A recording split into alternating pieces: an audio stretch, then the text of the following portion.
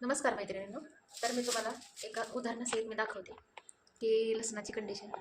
तर ही एवढाच लसूण राहिलेला आहे, म्हणजे आता किती 5-7-8 किलो असेल, तर तेवढंच आहे.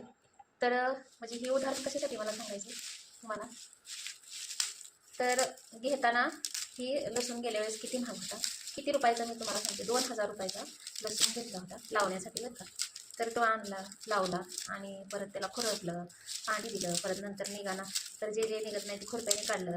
आणि आता ह्यावेळेस हे कशासाठी लावला होता माहिती का तर त्याचे पैसे होते म्हणूनसाठी लावला होता. थोडेफार पैसे मिळतील तर एवढ्या लसणाचे तुम्हाला सांगते मी 1000 रुपये आले.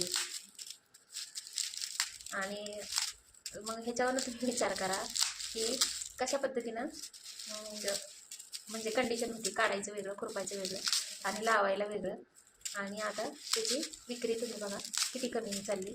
मग अशा पद्धतीनं म्हणजे चाललेले, म्हणजे तुम्ही ह्याच्यावर म्हणजे मी ही खरी कंडिशन, मी कोणत्याही व्हिडिओमध्ये मी तुम्हाला सांगते की मी खरी कंडिशन सांगते की जी कंडिशन असेल ना, जी रिअल असेल. आता बरेच जण मोबाईलमध्ये काही पण दिखाव्यासाठी बरेच जण काय पण म्हणजे वेगवेगळ्या पद्धतीनं करतात पण, आणि परत कोण कॅमेरा लावून किंवा काही लावून काही पण करतात. पण तशा पद्धतीचं माझं नाही आहे. जे मी असतं ना तेच मी रिअलमध्ये मी तुम्हाला दाखवते आणि सांगते.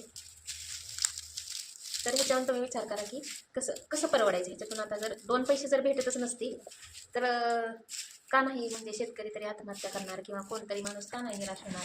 जर आपण एवढं पैसे घालून त्याला आपल्याला जर त्याचं एवढंसं फळ भेटते तर असं समजून कोणीही म्हणजे सगळीकडे जे म्हणतात ना आता कलियुग आहे, कलियुगाकडे वाटचाल चालू आहे. प्रत्येकजण असं म्हणतो की आता संपणार आहे कलियुग. तर ती ह्याच्यामुळेच असं संपणार आहे. कारण कोणतीही गोष्ट घ्या तुम्ही तर तशीच कंडिशन होता चालली की जी जी माणसं ह्याने ही करते त्यांना जास्त त्रास होते, आणि जी खऱ्या पाणी वागते त्यांच्यावर बरेच जण उलटते. आणि किंवा ह्या लसणासारखी अशी कंडिशन होती जी आता पहिल्यांदा एवढं हे घालवायचं आणि नंतर जर त्याच्यातून जर तुम्हाला काही नाही भेटलं तर निराश होण्याचं असं चाललेलं आहे सगळं. म्हणजे म्हणतात ना खरं काय राहिलं नाही, फक्त खोट्याचं नाही.